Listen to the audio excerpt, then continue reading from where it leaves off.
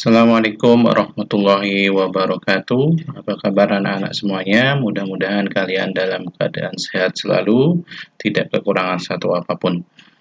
Hari ini kita masih belajar tentang ruang lingkup biologi. Flashback yang minggu lalu kalian sudah dikasih PPT-nya, kemudian dikasih videonya. Nah, hari ini Bapak ngasih video juga masih tentang ruang lingkup biologi, tapi pada poin-poin penting yang harus kalian pahami, yang harus kalian tahu di KD ruang lingkup biologi.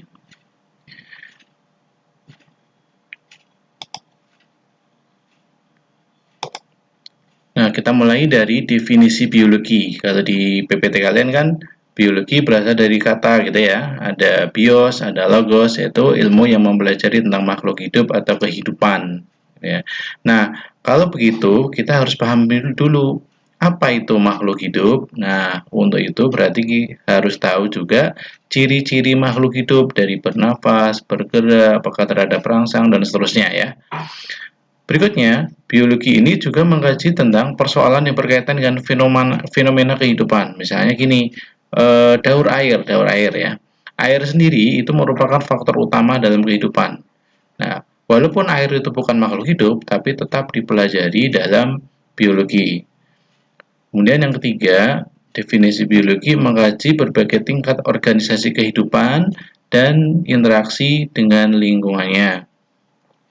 Nah, misalnya nanti ini pada ekosistem gitu ya, ada hubungan predasi, jaring-jaring makanan, kemudian rantai makanan, dan seterusnya.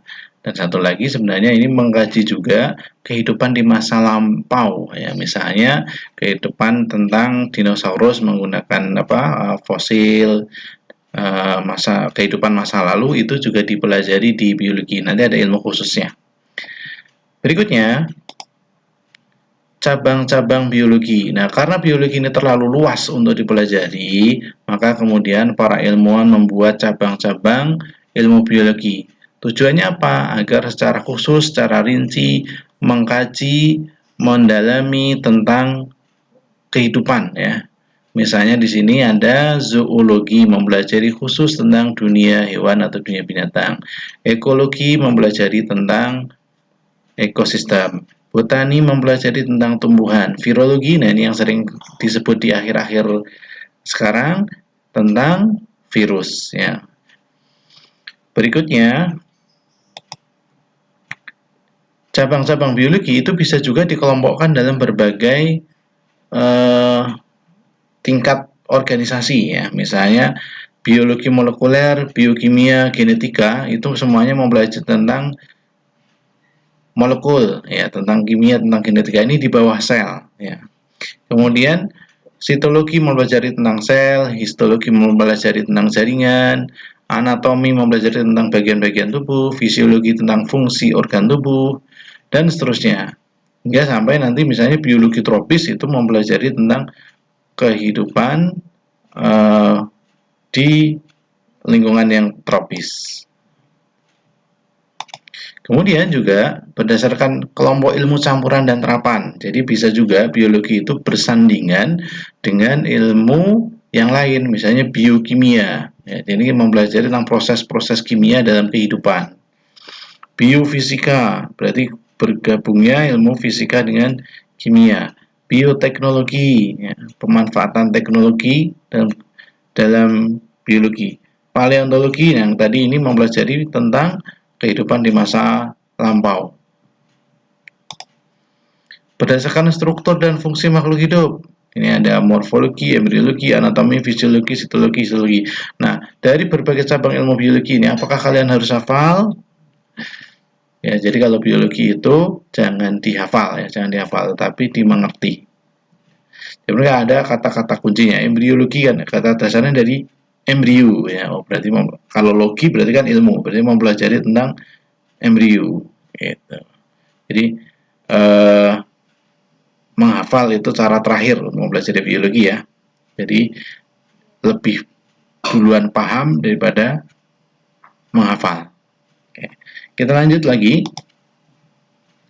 Manfaat biologi. Jadi kalau kita belajar apapun ya, bukan hanya biologi, maka setidaknya kita harus tahu kalau kita belajar ilmu ini, kita tahu manfaatnya untuk apa. Sehingga kalau kita tahu manfaatnya untuk apa, kita akan lebih tertarik, lebih semangat untuk belajar.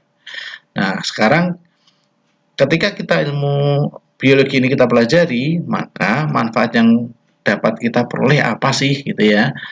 Yang pertama, ini dalam pertanian itu misalnya dalam biologi itu sudah bisa melakukan atau menemukan teknik kultur jaringan.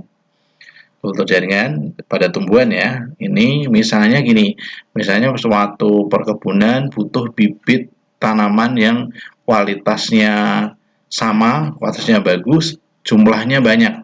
Kalau mengandalkan biji misalnya, maka butuh waktu yang lama dan kualitasnya bisa jadi berubah. Maka kemudian menggunakan teknik kultur jaringan. Kultur jaringan ini dari sebagian tubuh tumbuhan ini bisa jadi ribuan bibit tanaman baru dengan kultur jaringan.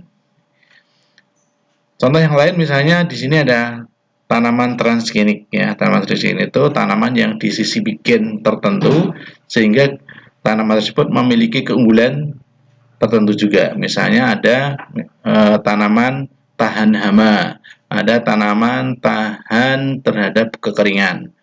Nah, itu karena ada sisipan genetik ke dalam tanaman tersebut sehingga disebut sebagai tanaman transgenik. Nanti dipelajari lebih lanjut di kelas 12. Kemudian juga bisa menciptakan atau mengelola predator alami. Misalnya tanaman kita ada warangnya, ada hamanya, maka hama itu nggak harus disemprot, nggak harus diambilin, tapi kemudian dikasih saja predator alaminya, sehingga nanti hama tersebut akan dimakan oleh predator alaminya.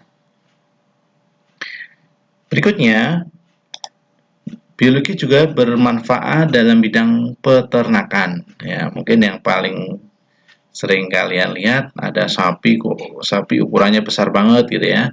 Nah, itu bisa digunakan dalam biologi itu hewan transgenik ya. Jadi sama dengan tanaman tadi, disisipkan gen yang misalnya dia bisa gennya itu memperbesar tubuh sapinya. Atau bisa juga bukan sapinya yang dagingnya yang diperbesar, tapi misalnya kualitas atau jumlah susu yang dihasilkan. Kemudian ada inseminasi buatan, inseminasi atau kawin suntik ya. Jadi kalau kita mau mengawinkan sapi lokal dengan sapi Australia misalnya gitu, maka sapi Australia tidak perlu dibawa ke Indonesia. Cukup misalnya sperma dari sapi yang ada di Australia dibawa ke Indonesia, disuntikkan atau dikawinkan ke sapi lokal. Baik, kita lanjut di bidang kesehatan. Nah, kesehatan ini yang sekarang kita sedang pandemi, maka mungkin kita akan lebih banyak ketemunya ya, ketemu fakta realnya di sini. Vaksin. Nah, sekarang kita kan sedang pandemi COVID-19 dan kenapa kemudian berbahaya? Karena ilmuwan dunia belum menemukan vaksin corona. Nah, apa itu vaksin? Vaksin itu bibit penyakit yang dilemahkan nanti untuk kekebalan tubuh nih dimasukkan ke dalam tubuh sehingga mampu mencegah terjadinya penyakit tersebut. Nah, sekarang untuk vaksin COVID-19 belum ditemukan ya. Artinya kalau sudah ditemukan sih kita aman-aman saja nantinya ya. Mudah-mudahan para ilmuwan segera menemukan ini.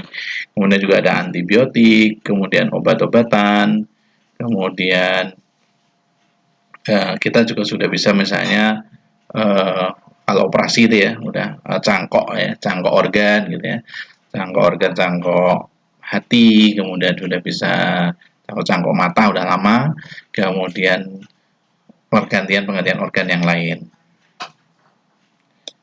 Dalam bidang industri, kalau bidang industri ini banyak banget. Kamu mau sering makan nata de coco, nah itu hasil dari industri, dari bakteri ini ya.